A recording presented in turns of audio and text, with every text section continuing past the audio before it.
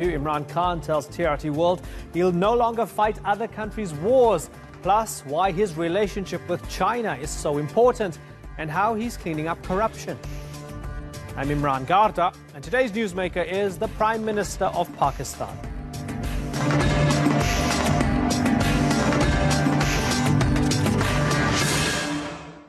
For many, Imran Khan is seen as Pakistan's savior. The charismatic cricket legend turned leader battled for more than 2 decades to govern his nation.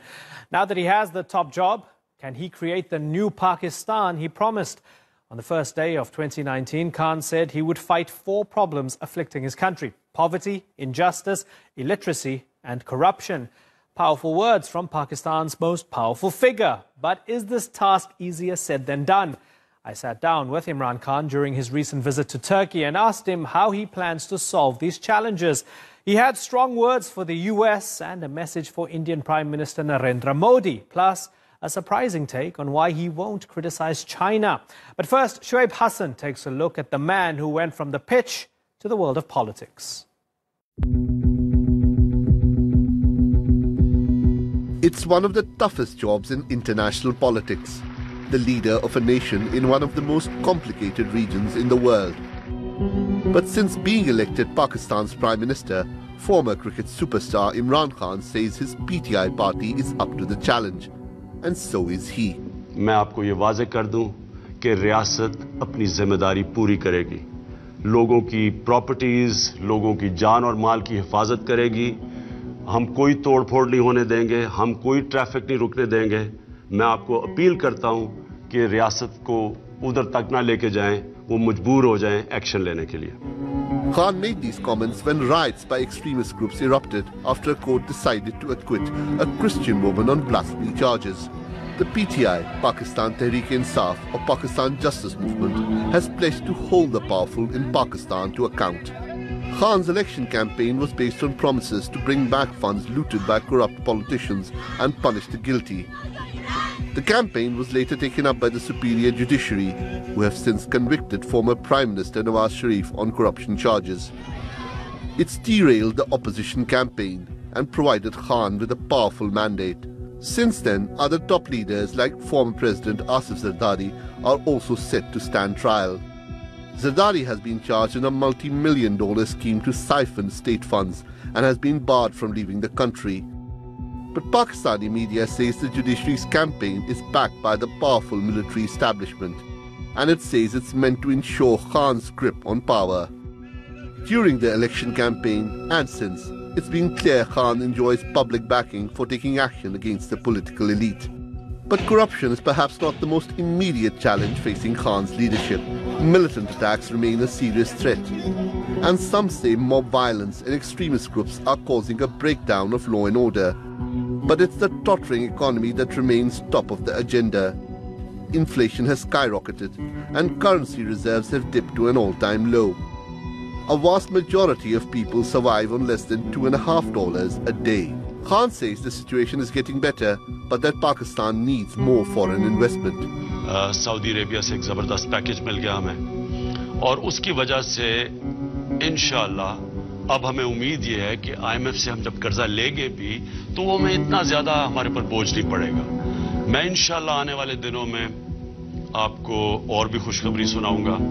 हमारी और भी 2 ममालिक से बात हो रही है, और इंशाअल्लाह उनसे हमें इसी तरह का पैकेज हम एक्सपेक्ट कर रहे हैं।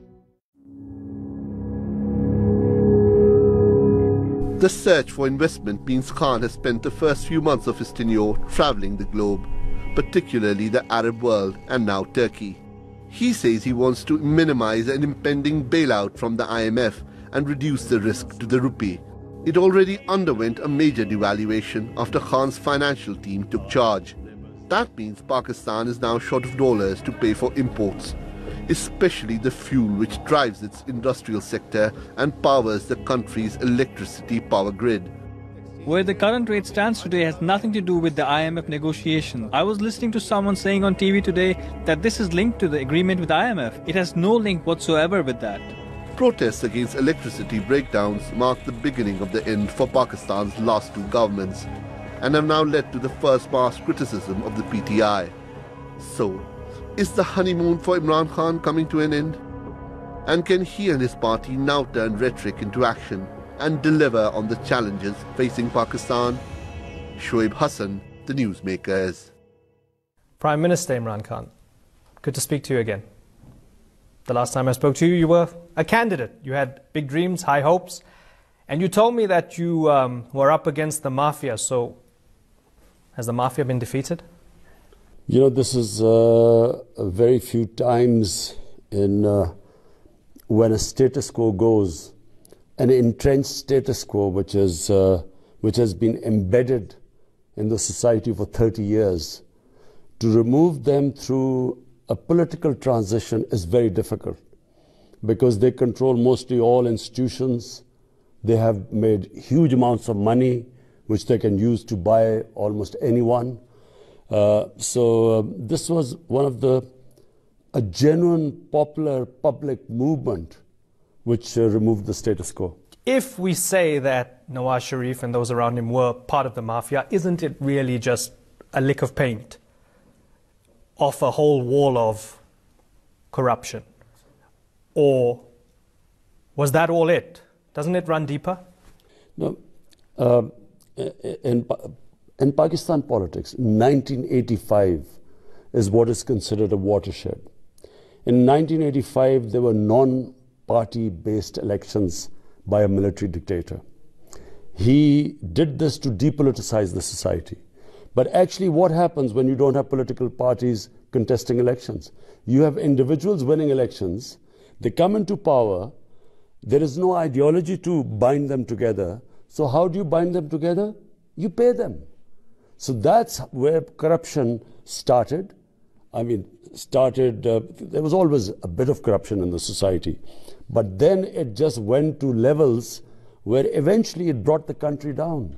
Because Pakistan was one of the fastest growing countries in Asia, especially in South Asia.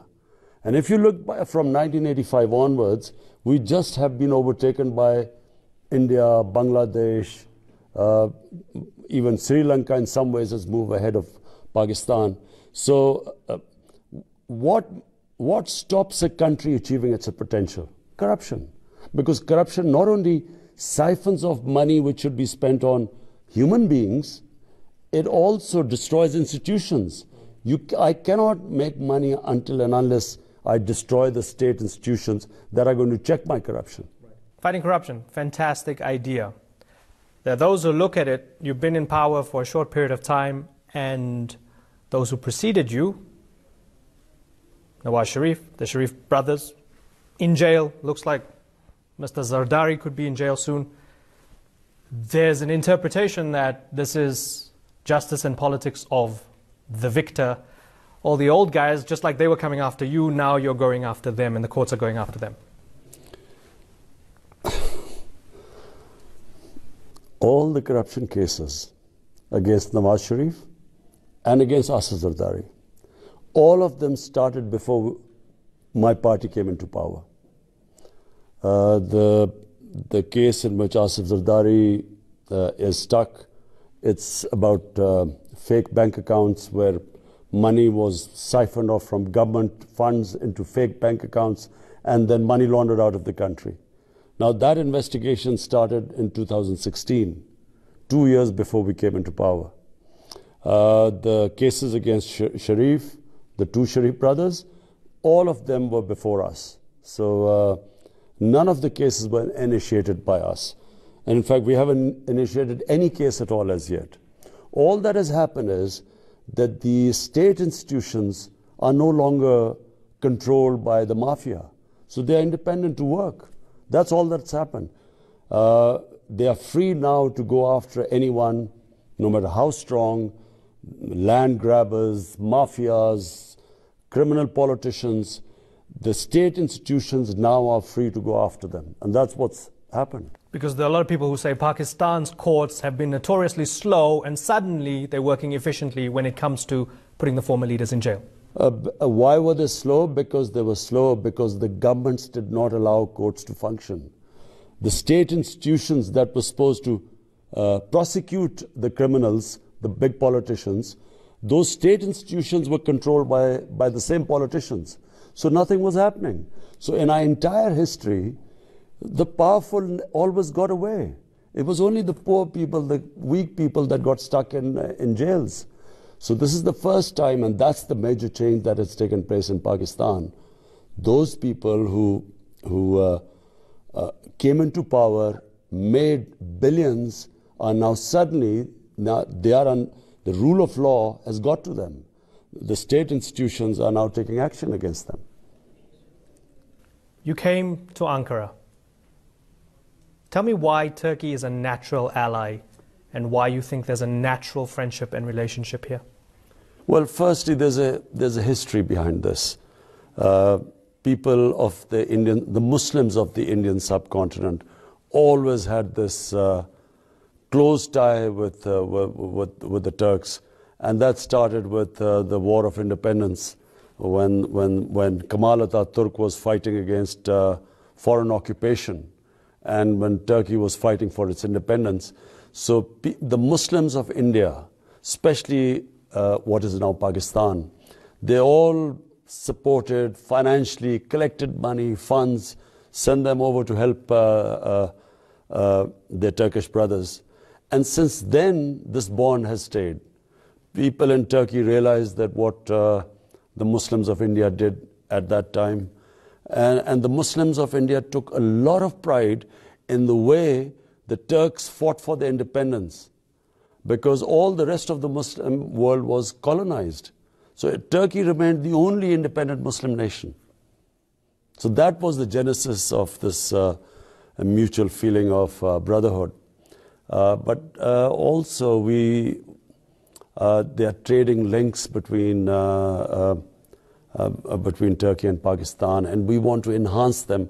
In fact, we have decided today that we are going to have a working group which will draw up for the next 5 years to 10 years how we are going to increase our trading, investing, and the two countries investing in each other, how we're going to help each other enhance our trade in these next 5 to 10 years. So business ties, economic ties, political ties, also a request from Turkey for Pakistan to take the Fethullah Gulen group more seriously and what they do in Pakistan. Did it take a while for Pakistan to be convinced of what was going on? Well, firstly, when the coup took place in Turkey, people of Pakistan stood with President Erdogan. And secondly, when the proceedings started in the courts, the courts took their time. And finally, the Supreme Court gave this verdict and declared them as a terrorist organization. And now those schools are going to be handed over to, I think, a Turkish charity it is. So they're taken away from them. There's a realigning, it seems, going on. And there was a fascinating relationship with the United States over the years. You were a major critic of that relationship between Pakistan and the US. You felt Pakistan gave too much and the US gave too little, or the US gave you guys too much trouble, and you bled for them, for their wars, right? Donald Trump was animated on Twitter. You replied to him on Twitter. Tell me what's going on, because he says he's looking forward to possibly meeting up with you. So is it all water under the bridge? Actually, Pakistan is to be blamed for the lopsided relationship with the US. Because, if a country wants to be used, others will use it. Pakistan, unfortunately, rather than fixing its economy and standing on its own feet, it, over the years, developed this dependency syndrome on aid, foreign aid and easy loans.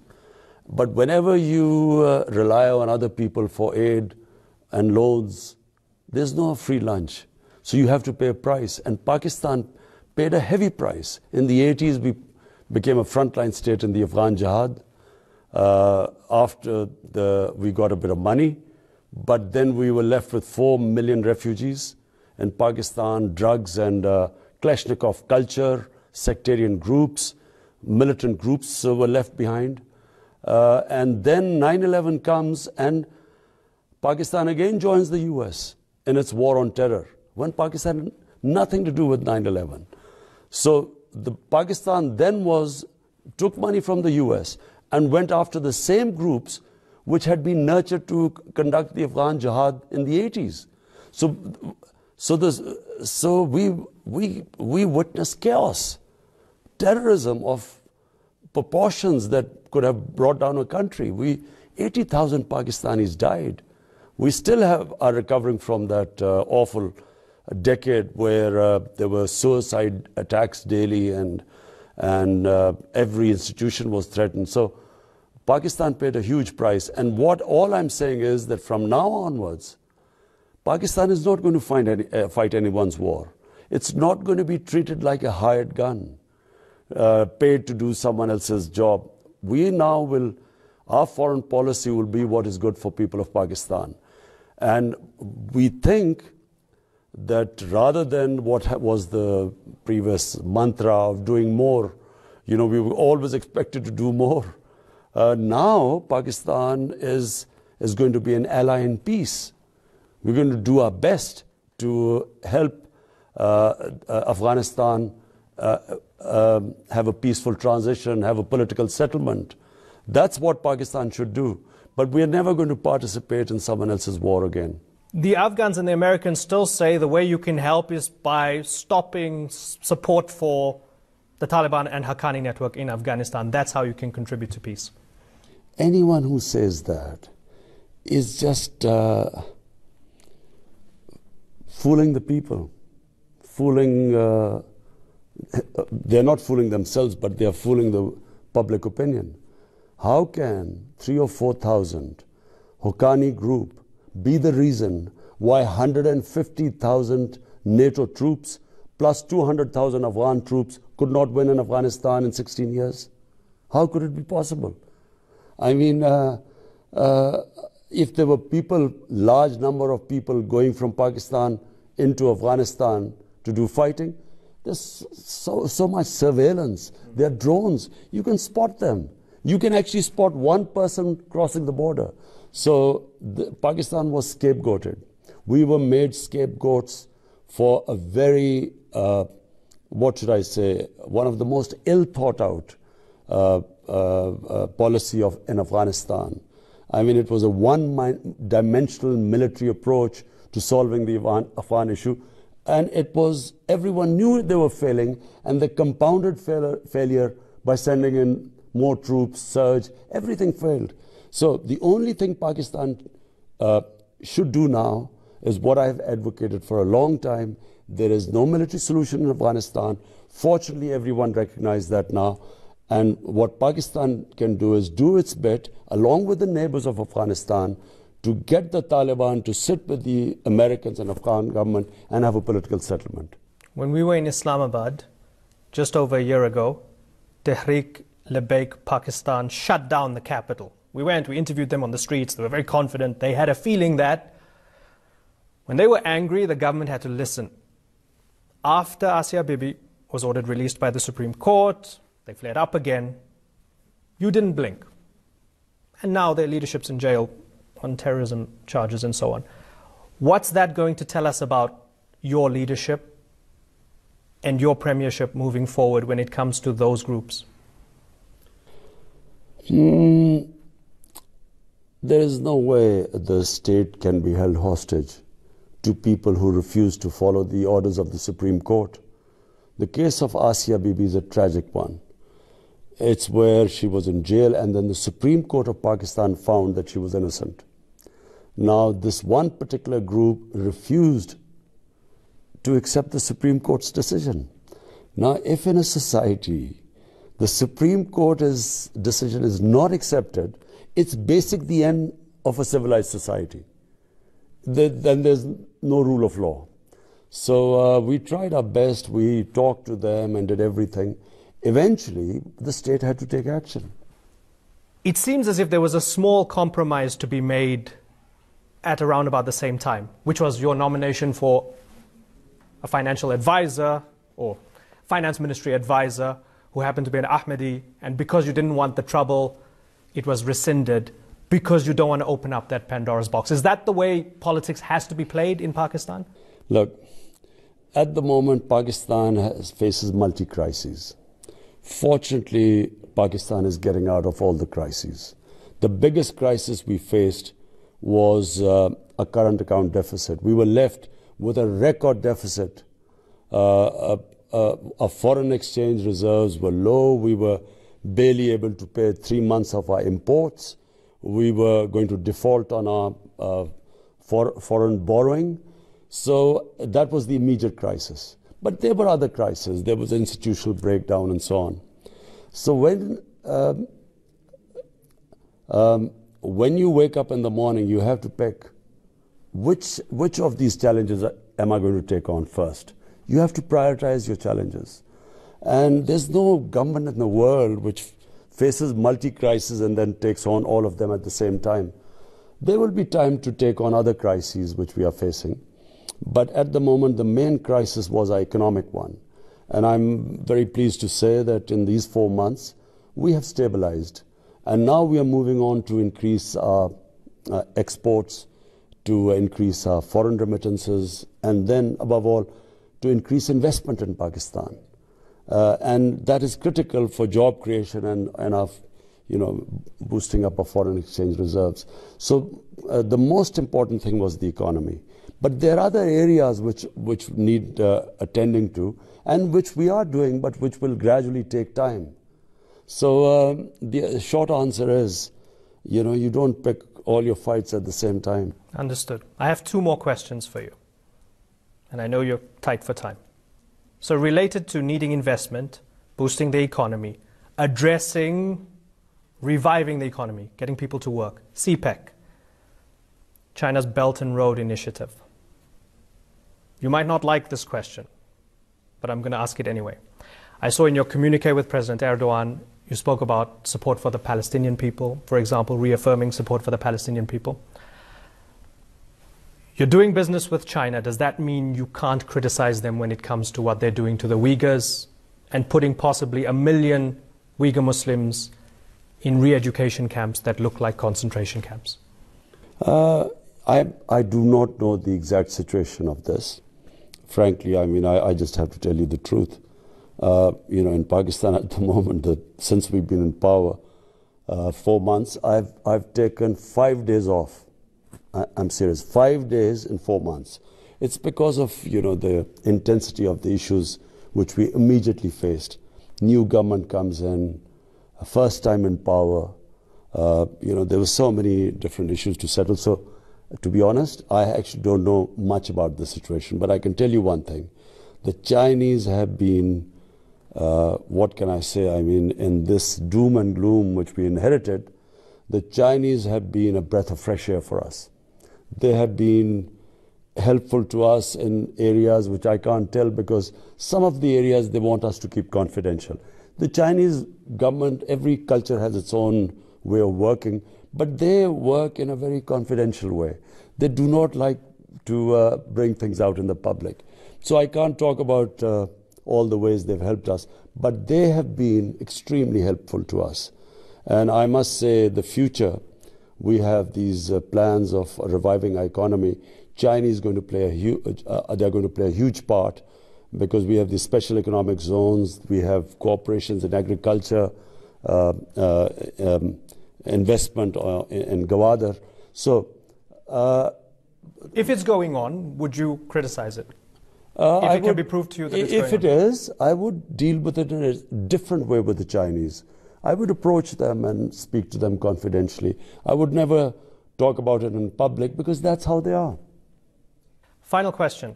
Kartarpur corridor has been opened up. Sikh pilgrims crossing that contentious border. 70 years of history for families and so on. It's seen as an olive branch from your end. Modi's government's not so keen on your intentions for it, even though some in India are seeing it as a thaw. What's your message to Prime Minister Narendra Modi of India? Well, it is, apart from this Kartarpur, I have already asked the Indian government, specifically Prime Minister, that look, you come 1 step towards us, we'll come 2 steps towards you. 2 nuclear-armed countries cannot think of war. They should not even think of Cold War, because Cold War can turn hot at any stage, and you do not take a chance when two countries have nuclear bombs. So the only other option is to solve your issues through dialogue. Unfortunately, we have been rebuffed so far by India. And I feel the reason is the Indian elections in April. And since the elections are coming in, I feel that this anti-Pakistan rhetoric gets votes to BJP, which is Narendra Modi's party. And I have to say that I'm disappointed. But again, I reiterate, two nuclear-armed countries should never think of sorting out their differences through war. It's suicide. And we will keep trying. The problem at the moment is also Kashmir. Apart from the Indian elections, it's Kashmir. Now in Kashmir, the Indian brutality in the last year has just been mind-boggling. They have been killing, shooting at boys, blinding them with pellet guns. They have killed, I don't know, about 500 people in a year. And all they're doing is they're alienating the people of the Kashmir Valley. And also this hatred against the Indian, because when they kill people, there's a reaction. So what India is doing is it's palming off this reaction on Pakistan. Whereas now everyone recognizes, even the United Nations, they recognize that now it is an indigenous struggle. And the solution does not lie in brutality of your security forces. Solution lies in dialogue, and there is a solution there. But it is not with violence. Prime Minister Imran Khan, pleasure talking to you. Thank you so much, sir. Thank you.